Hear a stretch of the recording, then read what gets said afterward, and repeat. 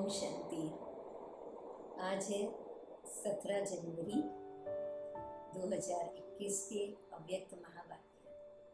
Revise मुरली की तारीख है 14 अक्टूबर 87। आज की मुरली का टाइटल है ब्राह्मण जीवन, बाप से सर्व संबंध अनुभव करने की जीत। कितना सुंदर टाइटल है। आज जैसे ब्रह्मा बाबा ने सर्व संबंध बाबा के साथ किया, इतना निश्चय कि चाहे कुछ भी हो जाए, बस एक बल एक भरोसे आगे बढ़ते रहे। चाहे डॉक्टर का संबंध हो, चाहे माता पिता का हो, चाहे बच्चों का हो, हर संबंध बाबा ने शिव बाबा से किया और वही हमें भी सिखाया।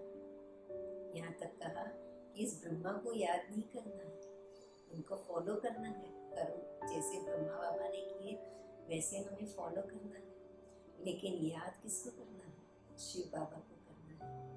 एक शिव बाबा के साथ सर्व संबंध रखना है, कोई भी दूसरा याद ना है।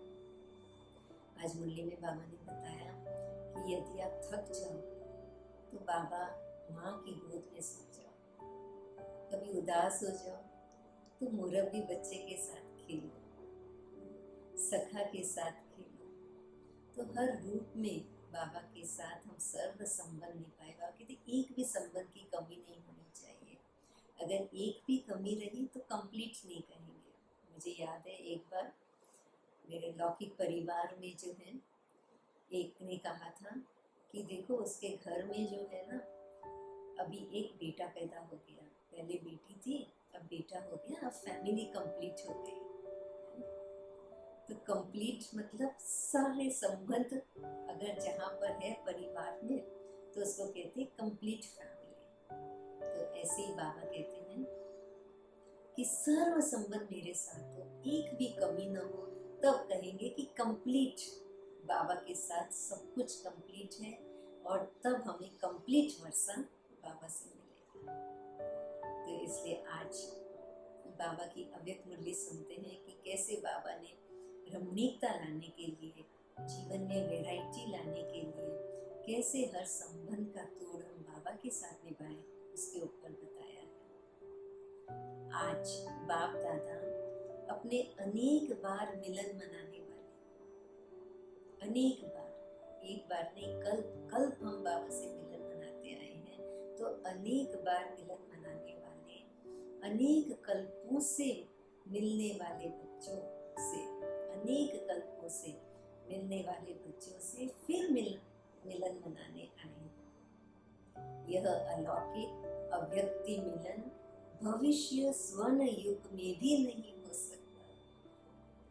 बाबा का यह अलौकिक और कैसा मिलन, अव्यक्त मिलन भविष्य में स्वर्ण युग में, सत्युग में भी ऐसा मिलन हो ही नहीं सकता। क्या सत्युग में तो बाबा रहेंगे ही नहीं, लेकिन आपस में भी कभी ये अव्यक्त मिलन क्या होता है ये हम जैसे भूल ही जाएंगे। बाबा कहते हैं ना, सत्युग में तो हम रॉयल बुद्धू हो जाएंगे, कुछ भी वहाँ पे हमें रहेगा ही नहीं कि हम क्या दुख होता है, क्या सुख होता है, कोई कंपैरिजन नहीं, कुछ नहीं, है ना। तो जैसे एक रॉयल बुद्धू की तरह वहाँ पे होंगे। परमात्मा कौन होता है, भगवान कौन होता है, कुछ भी हमें ज्ञान नहीं, सारे सृष्टि चक्र का भी कोई ज्ञान नहीं।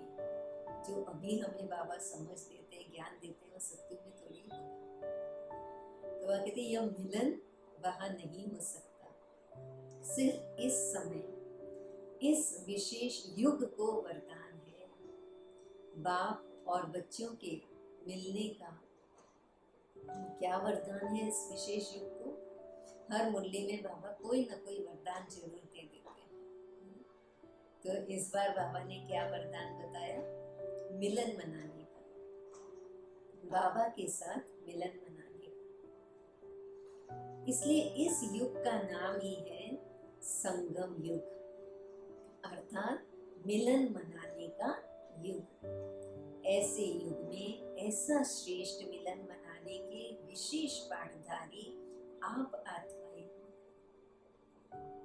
बाप दादा भी ऐसे कोटों में कोई श्रेष्ठ भाग्यवान आत्माओं को देख हर्षित होते हैं और स्मृति दिलाते हैं। आदि से अंत तक कितनी स्मृतियां दिलाई हैं। सारा खेल ही किस पर है? स्मृति और विस्मृति। जब स्मृति में रहे तब सुख ही सुख, जब विस्मृत हो गए तो दुख ही दुख। तो बाबा कहते हैं अभी इसी वक्त हम श्रेष्ठ आत्माओं को विजुअलाइज करें सूक्ष्म तन में बाबा के सामने, और बाबा सिर्फ मुझे मुरली सुना रहा है और कहते हैं आप श्रेष्ठ आत्मा को मैं स्मृति दिलाता हूँ। जैसे श्री कृष्ण कुरुक्षेत्र के मैदान पे अर्जुन को स्मृति दिलाते हैं, वैसे हम सूक्ष्म तन में बैठे बाबा के सामने और बाबा हमें वो स्मृति दिलाते हैं।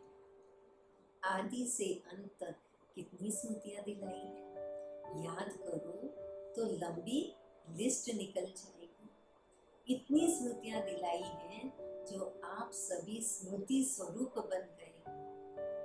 भक्ति में आप स्मृति स्वरूप आत्माओं के यादगार रूप में भगत भी हर समय सिमरण करते रहते हैं। आप स्मृति स्वरूप आत्माओं के हर कर्म की विशेषता का सिमरण करते रहते हैं। किसका स्मरण करते हैं? हमारे हर कर्म की विशेषता का। भक्ति की विशेषता ही सिमरण अर्थात कीर्तन करना है। भक्ति में क्या होता है? भक्ति मतलब ही भजन करते रहो, कीर्तन करते रहो। और किसका कीर्तन कर रहे हैं? संगम युग में हम जो बाबा से मिलन मनाते हैं, हम आत्माओं का, बाबा कहते हैं भक्ति में वो सिमरन करते हैं, कीर्तन करते हैं। सिमरन करते करते मस्ती में कितना मगन हो जाते हैं।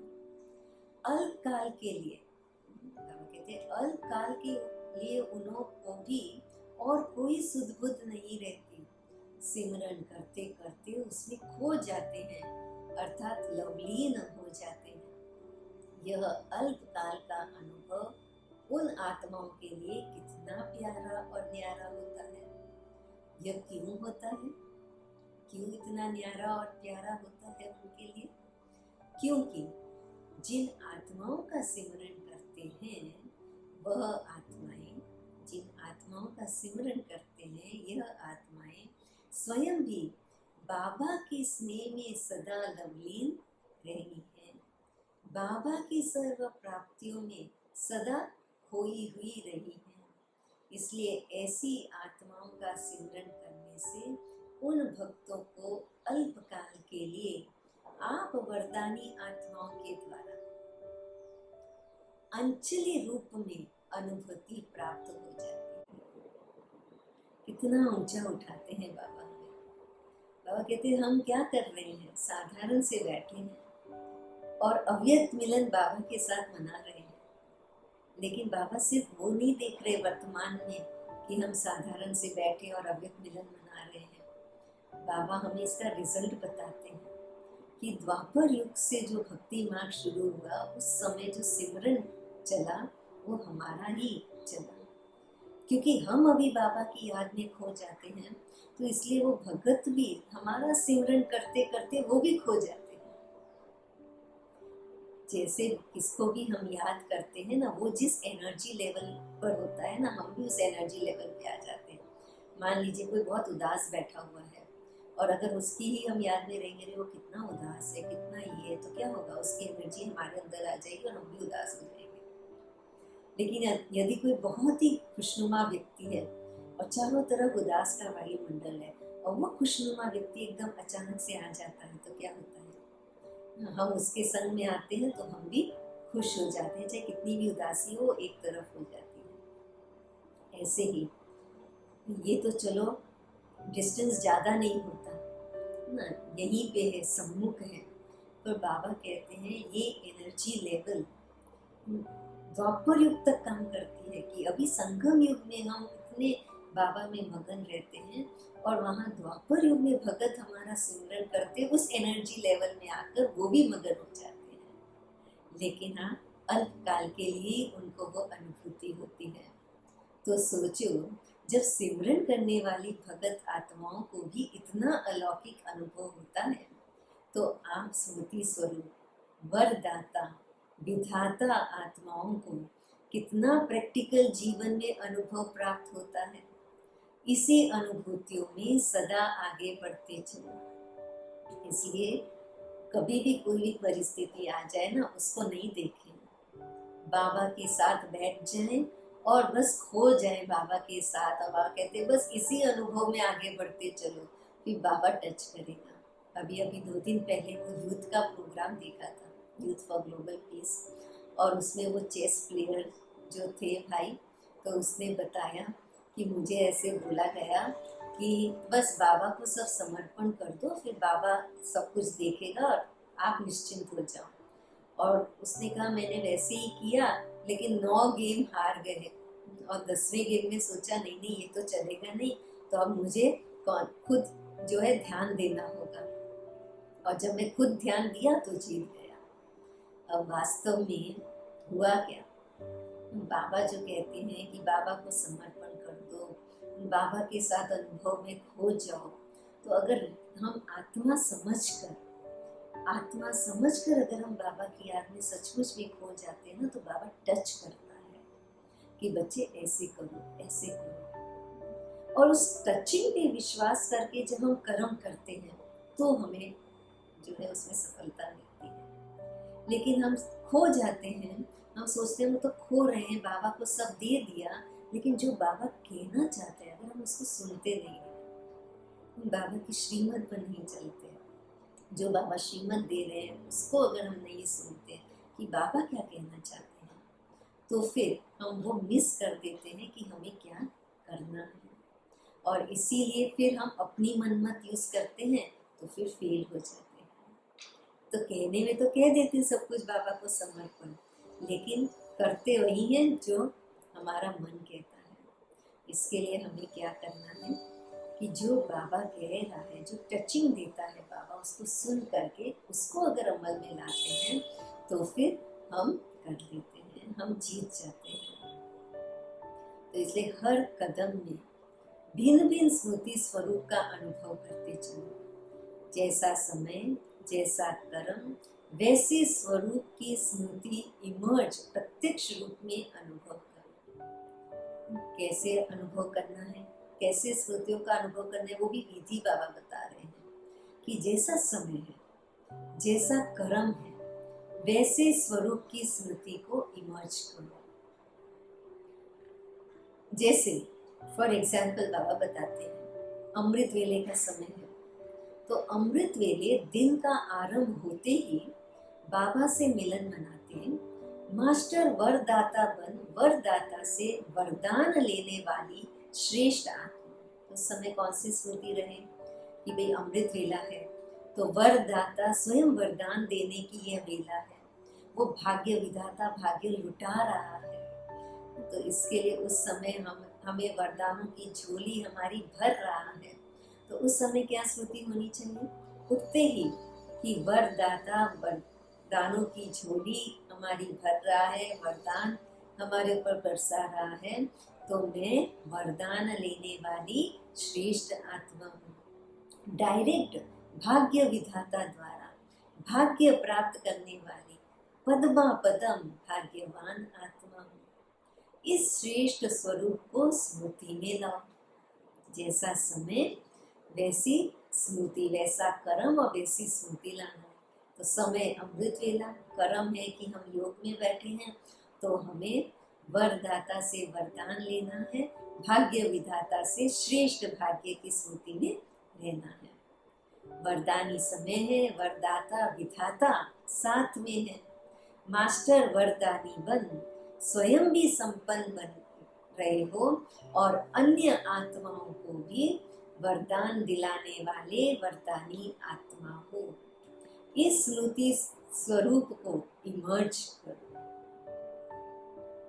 कि खुद तो वरदानों से भरपूर हो ही रहे हैं, लेकिन साथ साथ वरदानी वरदाता बन, भाग्य मास्टर भाग्य विधाता बन, सबका भाग्य बना रहे हैं, सबको वरदान हम दे रहे हैं। निमित्त बन के बाबा से वरदान ले रहे हैं और हमारे द्वारा सबको वरदान जा रहा है। ऐसे नहीं कि यह तो हुई ही, लेकिन भिन्न भिन्न स्मृति स्वरूप को समय प्रमाण अनुभव करो तो बहुत विचित्र खुशी, विचित्र प्राप्तियों का भंडार बन जाएंगे। सिर्फ बाबा कहते बुद्धि से नहीं सोचो कि मैं तो हूँ ही, लेकिन उसको विजुअलाइज करते, उसको फील करते हुए, उसका अनुभव करते हुए ऐसे विचित्र खुशी का अनुभव करें।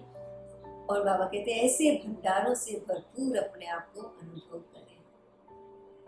सदैव दिल से प्राप्ति के गीत स्वतः ही अनहद शब्द के रूप में निकलता रहेगा।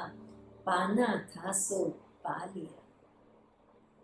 अगर सिर्फ बुद्धि में पॉइंट रहेगा ना तो कहेंगे अरे मैंने तो ये सोचा था लेकिन ऐसा कुछ होता तो नहीं है। तो बार बार परिस्थितियां आ जाती है, बार बार हार खा जाते हैं। लेकिन बाबा कहते हैं कि दिल से अनुभव करो बाबा के साथ और उसी अनुभव में खो जाओ और वही वरदान सबको देते रहो। तो वो जो प्राप्ति का अनुभव करेंगे, पाना था सो पा लिया, बस और कुछ नहीं चाहिए। तो बाकी सब उसके सामने फीका हो जाएगा, बाकी सब परिस्थिति उसके सामने जो छोटी हो जाएगी। कहते हैं कि अपने लक्ष्य को आप इतना ऊंचा उठाओ, इतना ऊंचा उठाओ कि फेलियर भी उसके सामने छोटा पड़ जाएगा। तो ऐसे ही बाबा कहते हैं कि ऐसे बाबा की अनुभूति, बाबा के साथ की अनुभूति का लक्ष्य इतना ऊंचा हो, इतना ऊंचे से ऊंचे बाबा के साथ ऊंची की ऊंची स्थिति में हम ऐसे बैठे रहें कि जो भी दिखाई दे रहा है कि ये अच्छा नहीं, वो अच्छा नहीं, वो भी कुछ नहीं, वो भी उसका भी कोई वैल्यू नहीं। वो जैसे कि एकदम जैसे कि वो बात ही एकदम छोटी नजर आए कि तो कुछ भी दम नहीं है। जो बाबा हमें दे रहा है, जो बाबा कर रहा है, वो कितना श्रेष्ठ है, कितना ऊंचा है। बस बाबा कहते उस नारायणी नशे में ब्रह्मा बाबा के समान सदैव उस नारायणी नशे में ही हम रहें तो सब कुछ अच्छा हुआ पड़ा है, विजय हुई पड़ी है। तो ऐसे बाबा कहते हैं स्मृति स्वरूप को इमर्ज करो। इसी प्रकार अनहद शब्द जो बताया, पाना था सो पा लिया, वो सदैव गूंजता रहे। इसी प्रकार भिन्न भिन्न समय और कर्म प्रमाण स्मृति स्वरूप का अनुभव करते जाओ। फिर आता है मुरली सुनते हैं। तो मुरली सुनते हो तो अभी मुरली सुन रहे हैं, तो अभी मुरली सुनते समय कौन सी स्मृति स्वरूप में रहना है? मुरली सुनते हो तो ये स्मृति रहे कि गॉडली स्टूडेंट लाइफ, ईश्वरीय विद्यार्थी जीवन अर्थात भगवान का विद्यार्थी हूँ। स्वयं भगवान मेरे लिए परम धाम से पढ़ाने के लिए आए हैं। यही विशेष प्राप्ति है जो स्वयं भगवान आता है। स्वयं भगवान आया हुआ है, स्वयं भगवान पढ़ा रहे हैं, उससे बढ़कर और क्या प्राप्ति हो सकती है? मैं ईश्वरीय विद्यार्थी हूँ। इसी स्मृति स्वरूप से जब मुरली सुनते हैं तो कितना नशा होगा। अगर साधारण रीति से नियम प्रमाण सुनने वाला सुना रहा है और सुनने वाले हम सुन रहे हैं तो इतना नशा अनुभव नहीं होगा। लेकिन भगवान के हम विद्यार्थी हैं, इस स्मृति को स्वरूप में ला करके फिर सुनो, तब अलौकिक नशे का अनुभव होगा। समझा? भिन्न भिन्न समय के भिन्न भिन्न स्मृति स्वरूप के अनुभव में कितना नशा होगा। ऐसे सारे दिन के हर कर्म में बाबा के साथ स्मृति स्वरूप बनते चलो। ऐसे बाबा कहते हर स्मृति स्वरूप का एक एनर्जी लेवल है, एक नशे का लेवल है। और जिस समय जो कर्म है उस अनुसार अगर स्मृति स्वरूप में रहेंगे तो उस अनुसार वह नशा चढ़ेगा, वो एनर्जी बढ़ेगी। तो ऐसे सारे दिन में हर कर्म में बाबा के साथ स्मृति स्वरूप बनते चलो। कभी भगवान का सखा व साथी रूप का, कभी जीवन साथी रूप का, कभी भगवान मेरा मुरब्बी बच्चा है अर्थात पहला पहला हकदार, पहला वारिस बाबा है। कोई ऐसा बहुत सुंदर और बहुत लायक बच्चा होता है तो क्या होता है?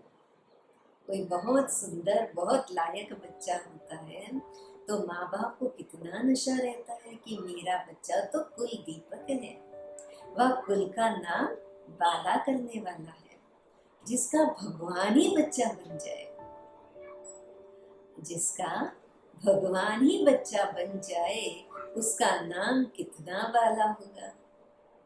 उसके कितने कुल का कल्याण होगा। तो जब कभी दुनिया के वातावरण से या भिन्न भिन्न समस्याओं से थोड़ा भी अपने को अकेला या उदास अनुभव करो, तो ऐसे सुंदर बच्चे रूप से खेलो, सखा रूप से खेलो। कभी थक जाते हो तो माँ के रूप में गोदी में सो जाओ, समा जाओ।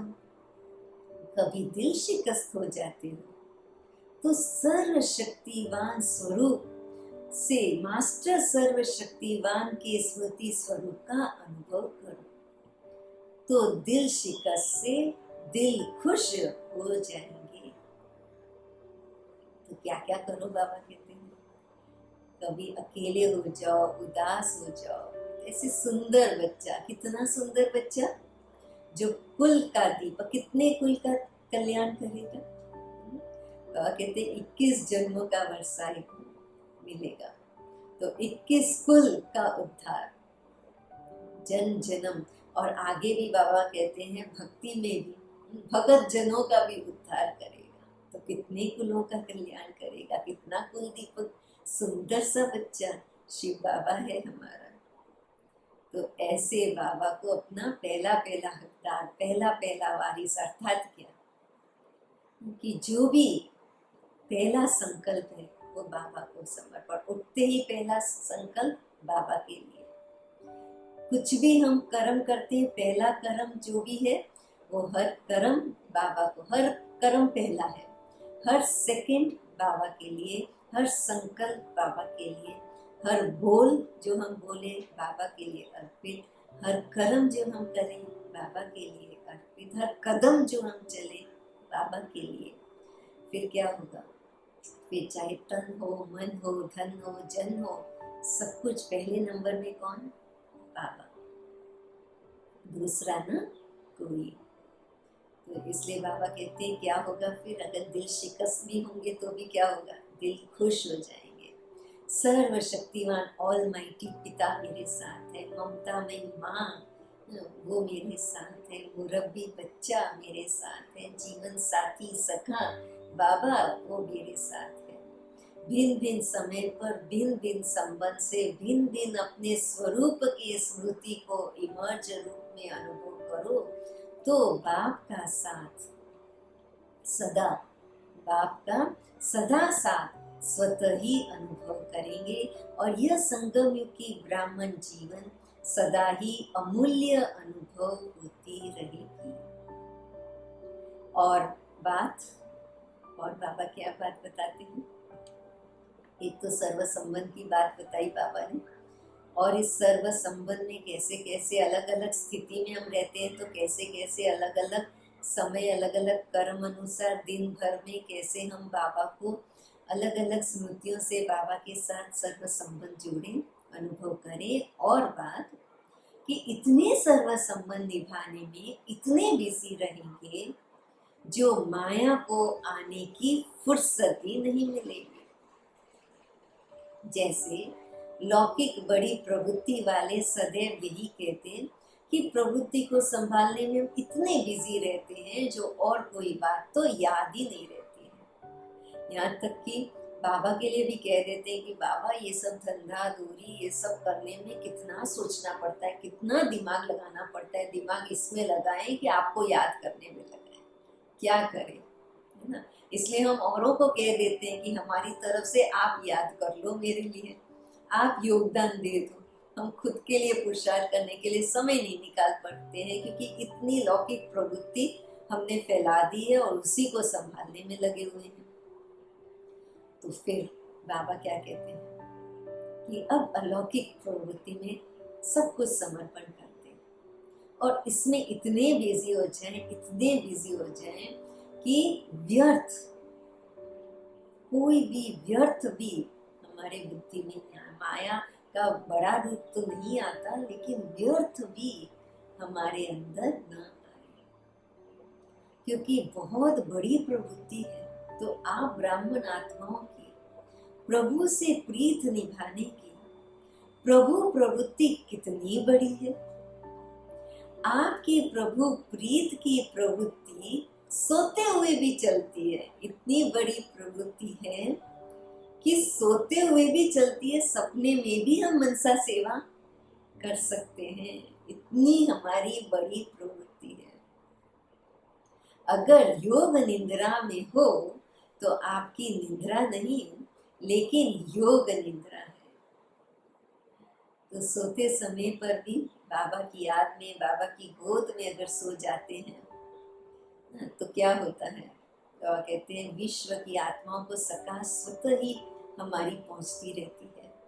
तो हमारी वो निद्रा भी निद्रा नहीं, योग निद्रा हो जाती है।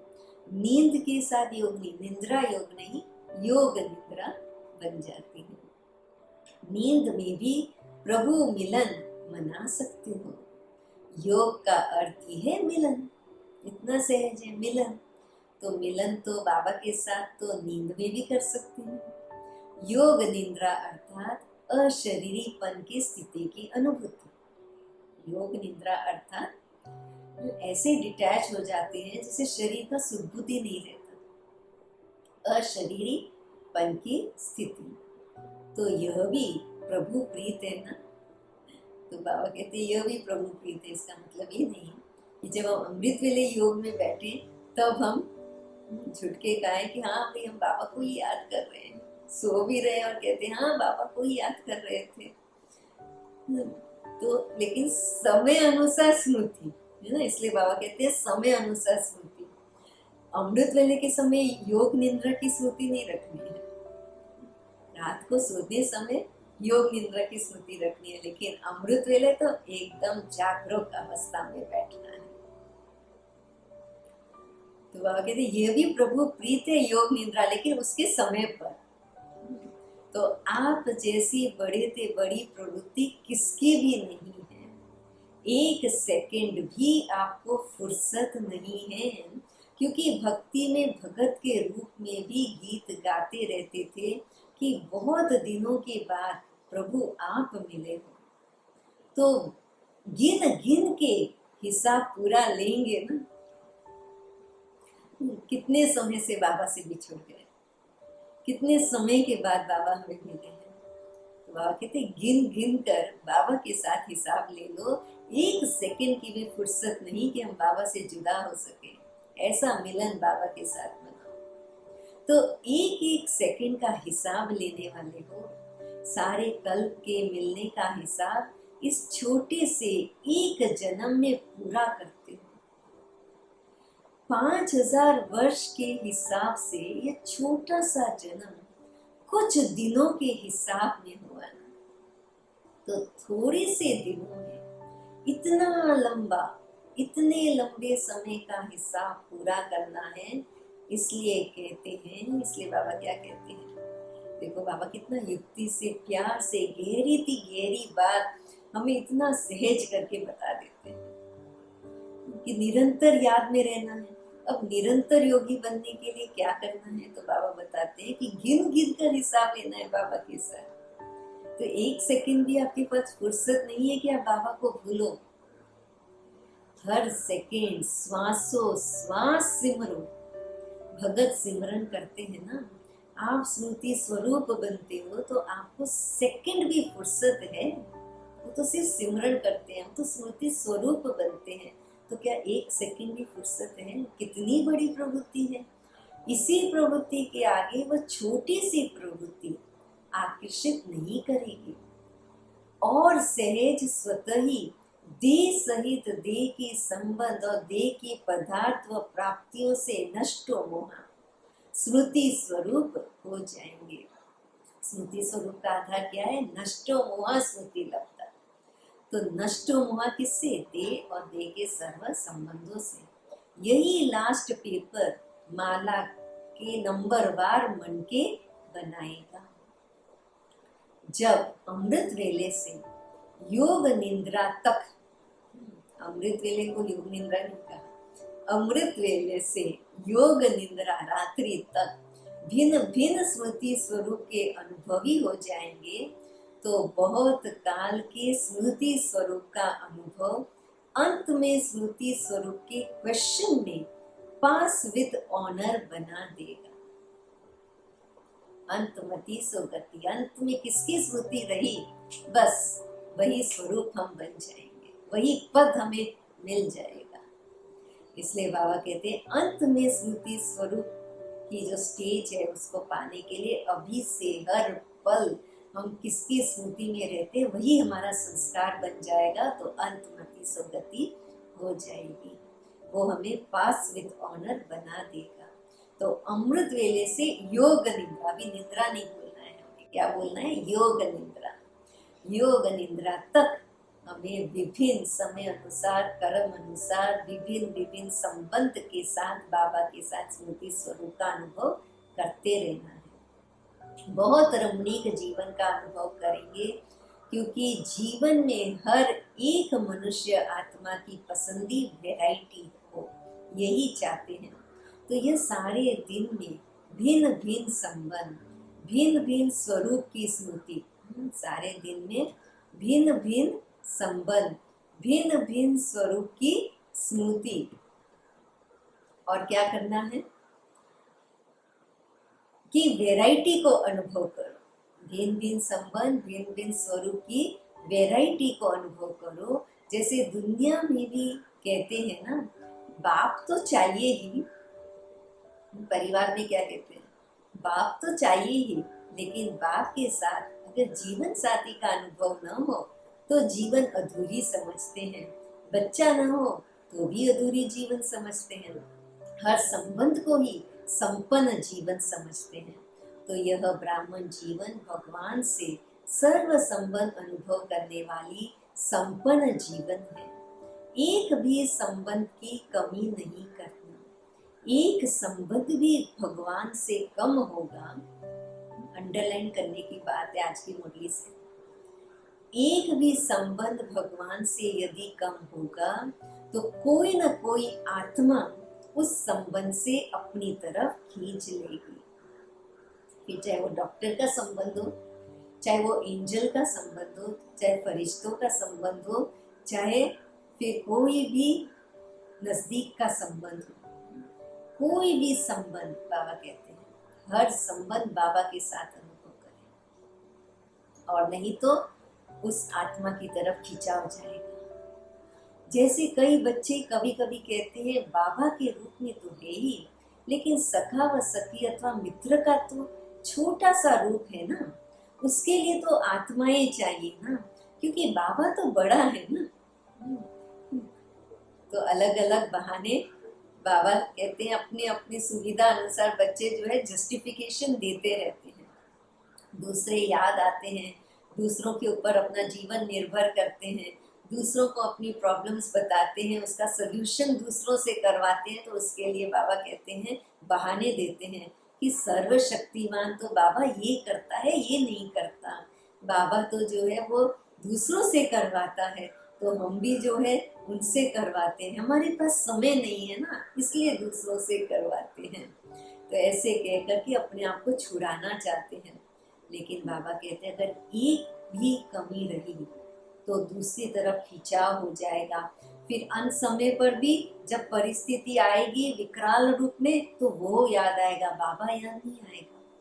इसलिए बाबा कहते हैं कि सर्व संबंध हर पल, श्वासों श्वास, सेकंड बाय सेकंड बाबा के साथ करो। कोई बहाना मत दो कि बाबा बड़ा है तो ये छोटे छोटे तो हम इनके साथ कर लें, बाबा ऐसा नहीं करता, ये नहीं करता, तो ये तो इनके साथ करवा दे। नहीं, बाबा सब कुछ करने को तैयार है।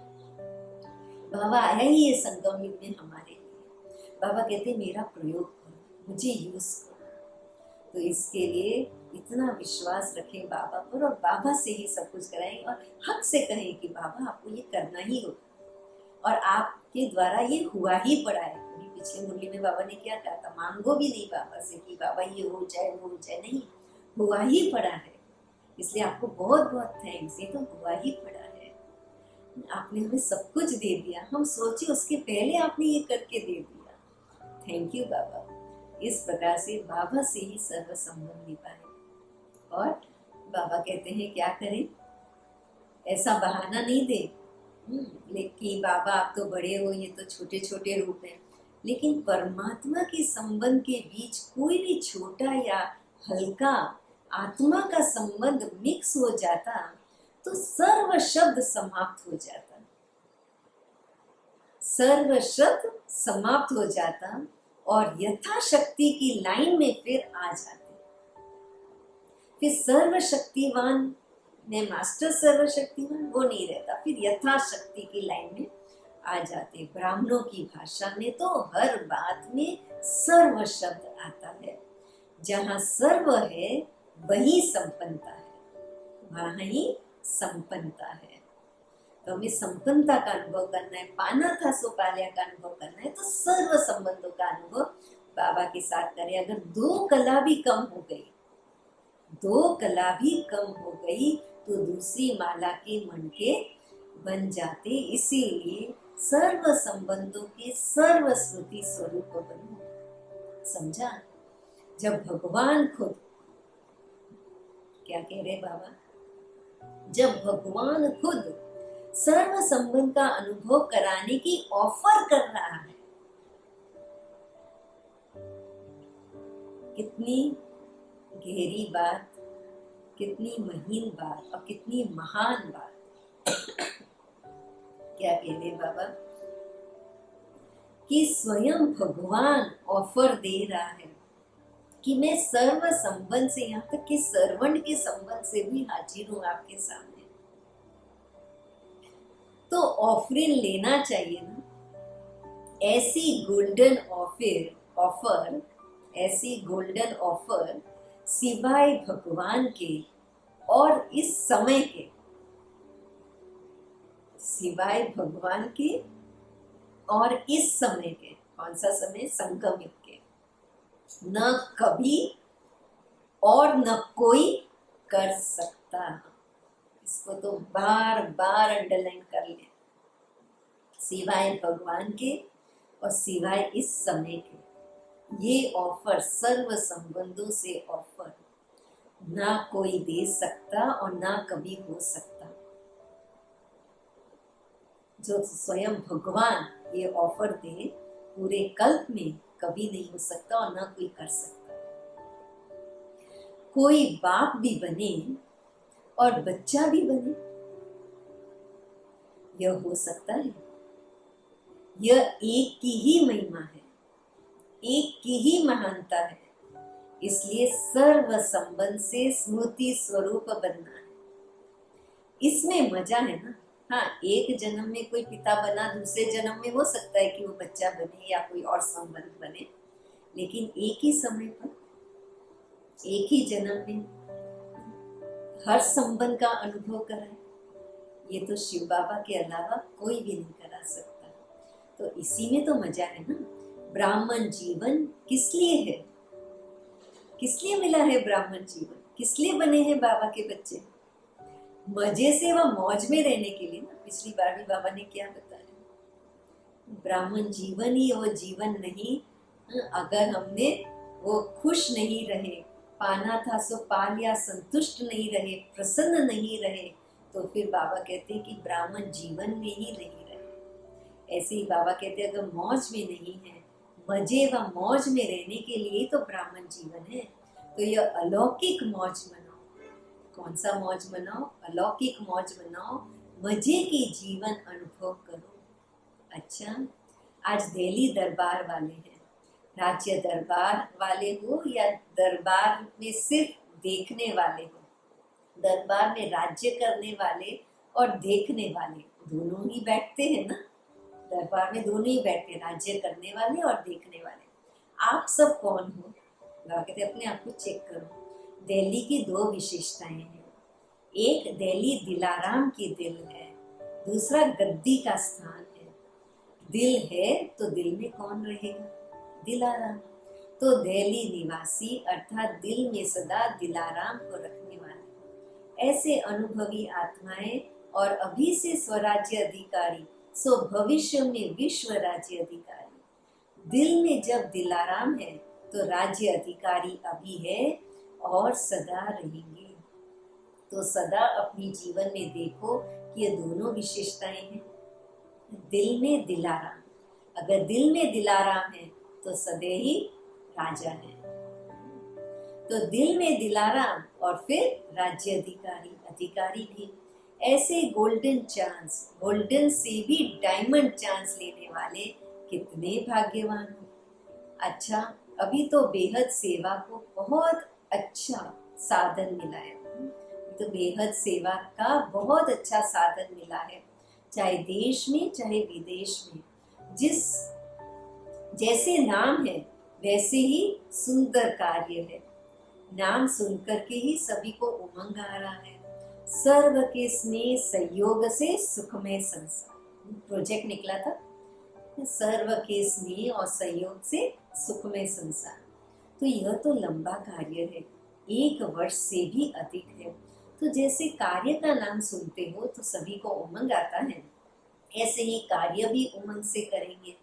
जैसे सुंदर नाम सुनकर खुश हो रहे हैं, वैसे जैसे सुंदर नाम सुनकर खुश हो रहे हैं, वैसे कार्य होते सदा खुश हो जाएंगे।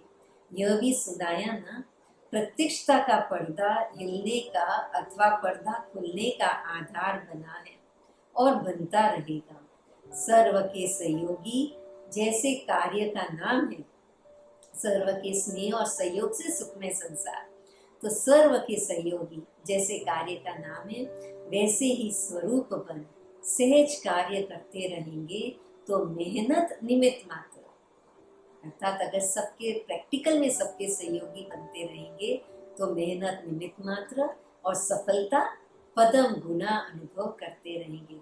ऐसे अनुभव करेंगे जैसे कि करावनहार निमित्त बनाए करा रहा है, मैं कर रहा हूँ, नहीं, इससे सहयोगी नहीं बनेंगे। करावनहार करा रहा है, चलाने वाला कार्य को चला रहा है। जैसे आप सभी को जगदम्बा का स्लोगन याद है ना, मम्मा का क्या स्लोगन है, हुक्म ही हुक्म चला रहा है। यही स्लोगन सदा स्मृति स्वरूप में लाते सफलता को प्राप्त होते रहेंगे। बाकी चारों ओर उमंग उत्साह अच्छा है, जहाँ उमंग उत्साह है वहाँ सफलता स्वयं समीप आकर गले की माला बन जाती है। कहते हैं ना, जहाँ हौसले बुलंद है तो मंजिल नजदीक आ जाती है। इसलिए वह कहते हैं जहाँ उमंग उत्साह है तो सफलता स्वयं गले की माला बन जाती है। यह विशाल कार्य अनेक आत्माओं को सहयोगी बनाए समीप लाएगा, क्योंकि प्रत्यक्षता का पर्दा खुलने के बाद इस विशाल स्टेज पर हर वर्ग वाला पाठधारी स्टेज पर प्रत्यक्ष होना चाहिए। हर वर्ग का अर्थ ही है विश्व की सर्व आत्माओं के वैरायटी वृक्ष का संगठन रूप।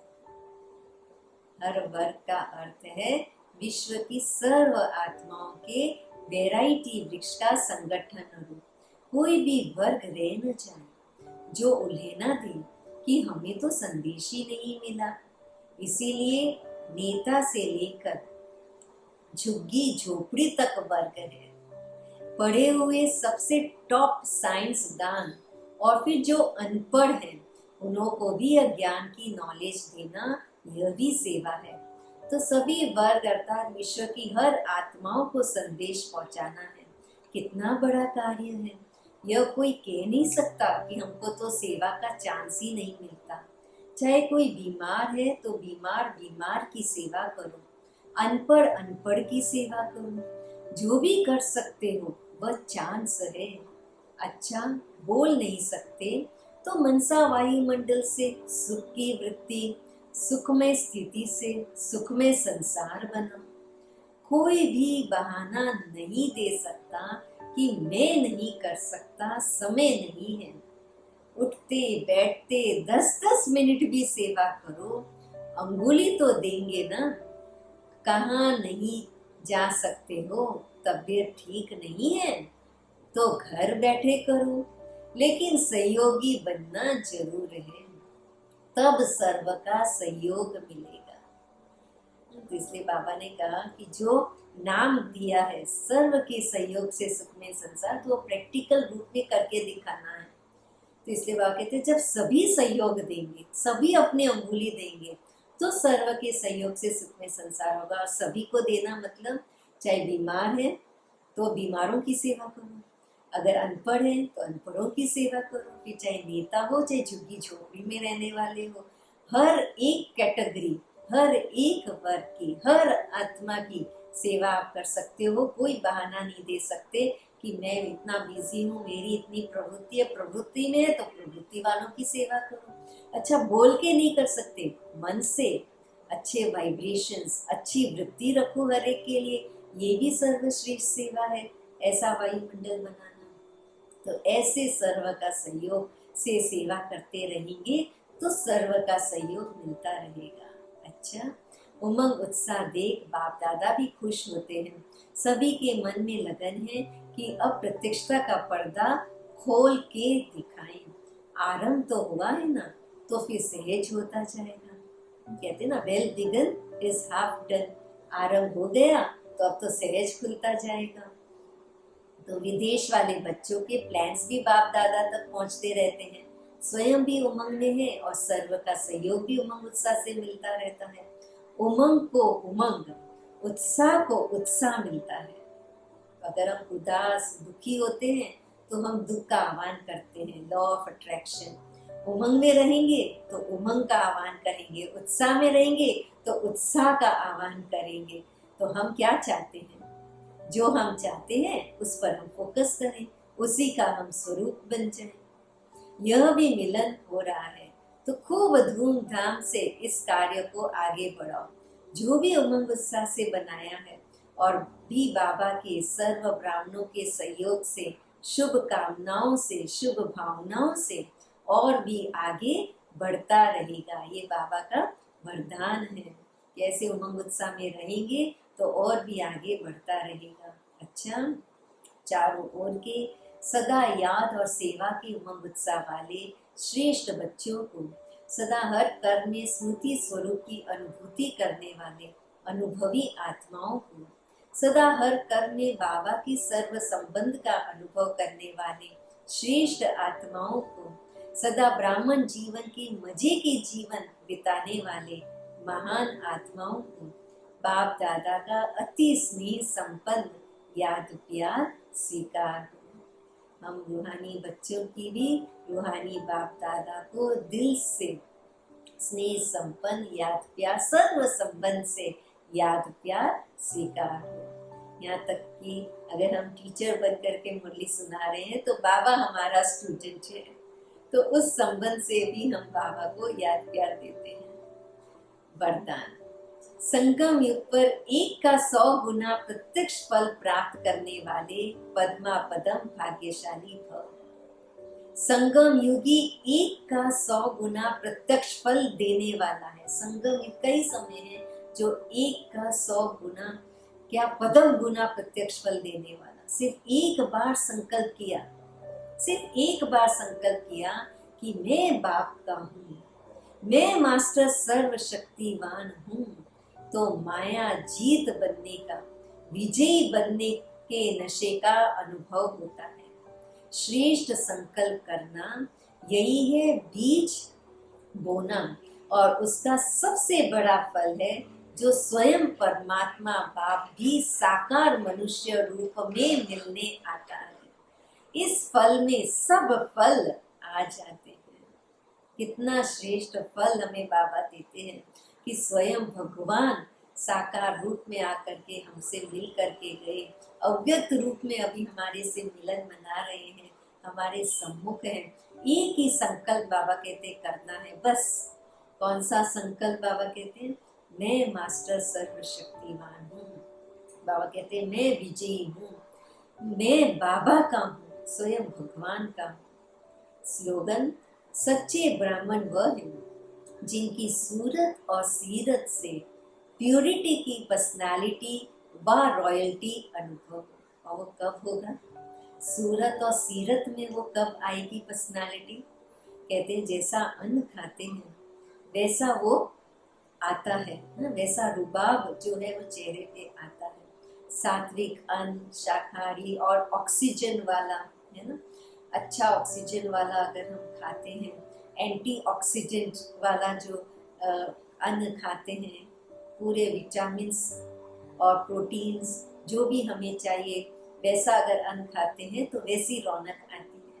तो ऐसे ही बाबा कहते हैं सूरत और सीरत में वो पर्सनालिटी कब आएगी, जब हम श्रीमत रूपी अन्न, बाबा की जो श्रीमत है उस पे हर पल अगर उस अनुसार चलते रहेंगे, और जो बाबा ने स्मृति स्वरूप आज बताया है, सर्व संबंध से स्मृति स्वरूप, उसके अगर स्मृति स्वरूप रहेंगे तो ऑटोमेटिकली वैसी प्यूरिटी की पर्सनैलिटी बाबा कहते हैं छलकेगी। तो सच्चे ब्राह्मण वो हैं जिनके सूरत और सीरत से प्यूरिटी की पर्सनैलिटी व रॉयल्टी का अनुभव हो। सूचना है, आज मास का तीसरा रविवार अंतरराष्ट्रीय योग दिवस है। सायं 6:30 से 7:30 बजे तक सभी भाई बहनों विशेष योग तपस्या करते हुए अपनी शुभ भावना संपन्न संकल्पों के द्वारा प्रकृति सहित विश्व की सर्व आत्माओं को शांति और शक्ति के वाइब्रेशंस देने की सेवा करें। आज शाम को 6:30 से 7:30 विशेष सभी को शांति और शक्ति की वाइब्रेशंस देने की सेवा करनी है। सभी को मिल करके करना है, क्योंकि संगठन में करते हैं, सब बैठ करके इकट्ठे करते हैं। एक ही संकल्प जब हम सृष्टि को देते हैं तो उसकी एनर्जी लेवल बहुत बढ़ जाती है, और उससे क्या होगा, उससे जो हम चाहते हैं वही होगा, है ना। तो इसलिए जो बाबा चाहते हैं कि जल्द से जल्द इस सृष्टि पर सत्युगी दुनिया आ जाए, तो जल्द ही जल्द वह दुनिया आ जाएगी। कोई भी माया का संकल्प पार, जैसे आज बाबा ने कहा, वो अंदर आ नहीं सकेगा। हम सभी बाबा की छत्र छाया में सदैव सुरक्षित रहेंगे। सर्व संबंधों से स्मृति स्वरूप हम हमेशा बने रहेंगे। तो इस प्रकार से बाबा कहते हैं कि हमें क्या करते रहना है, हमेशा जो है हमें बाबा को याद करते रहना है। एक पल भी, एक श्वास भी बाबा कहते हैं कि कभी भी हमें क्या नहीं करना है, बाबा को भूलना नहीं है। ये नहीं कहना कि अभी फुर्सत नहीं है। आज जो है बाबा ब्रह्मा बाबा के 18 कदम से आज 17वां कदम है। संगम युग की प्रारब्ध के अनुभवी, मोहब्बत में समाने वाले, मेहनत से मुक्त। कल 18वां अध्याय होगा, 18वां कदम होगा कल बाबा का स्मृति दिवस। उसके पहले आज बाबा हमें मेहनत से मुक्त कर रहे हैं, और मेहनत से मुक्त करने के लिए क्या कह रहे हैं बाबा, संगम युग मोहब्बत में समाने का युग है, मेहनत का युग नहीं है, मिलन का युग है, क्षमा और परवाने के समाने का युग है। किसका युग है बाबा कहते हैं, किसका युग है, हमें क्या करना है। जैसे आज बाबा ने मुरली में कहा ना कि ये मिलन मनाने का युग है संगम युग, तो ऐसे ही बाबा कहते हैं बाबा में समाने का युग है, मिलन मनाने का युग है, मेहनत का नहीं है, क्षमा और परवाने का समाने का युग है। बच्चा सिर का ताज, घर का श्रृंगार होता है। बाबा का बाप का बालक सो मालिक होता है। तो सदा ऐसी श्रेष्ठ स्थिति के अनुभवी बनो। किसके बच्चे हैं हम, किसके बन गए, बाबा के बन गए, बाबा के बच्चे हम हैं, बाबा कहते हैं। तो बच्चा तो सिर का ताज होता है, श्रृंगार होता है, और मेहनत करे, बाबा से देखा नहीं जाता। बालक सो मालिक होता है। तो सदा ऐसी श्रेष्ठ स्थिति के अनुभवी बनो। मनसा वाचा कर्मणा संबंध संपर्क सब में फुट स्टेप, कदम पर कदम रखते चलो। संगम युग की प्रारब्ध बाप समान संपन्न स्टेज के तख्त नशीन हो। संपन्न स्टेज कुछ पीढ़ियों की नहीं, बाबा कहते हैं संपन्न स्टेज कुछ घड़ियों की नहीं, यह तो जीवन है। आज ये बाबा के कदम पे कदम रखना ये हमारा जीवन है, कुछ समय की बात नहीं है। ब्राह्मण जीवन में हम हैं, कुछ क्षण के ब्राह्मण नहीं है। बाबा के बच्चे हम हैं, हमारा भगवान के बच्चों का जीवन है हमारा, कुछ क्षण के लिए बाबा के बच्चे नहीं है। भक्ति मार्ग में तो कुछ क्षण के लिए हाय हेलो किया और आ गए, लेकिन अभी तो भगवान ने हमें एडॉप्ट कर लिया, उनके बच्चे हम बन गए, पूरा जीवन ही भगवान का है। तो इसलिए बाबा कहते हैं फरिश्ता जीवन है, योगी जीवन है, ऐसे मोहब्बत में समाने वाले मेहनत से मुक्त जीवन के अनुभवी बनो। और जीवन मतलब सदा के लिए, जब तक जीना है तब तक के लिए, जब तक आत्मा इस जीव में है तब तक के लिए। बाबा कहते हैं सदैव मोहब्बत में समाये रहो, बाबा के साथ मिलन मनाते रहो। तो ऐसे हमें हर कदम बाबा के कदम पर कदम रखते हुए आगे बढ़ते रहना है। अच्छा, ओम शांति।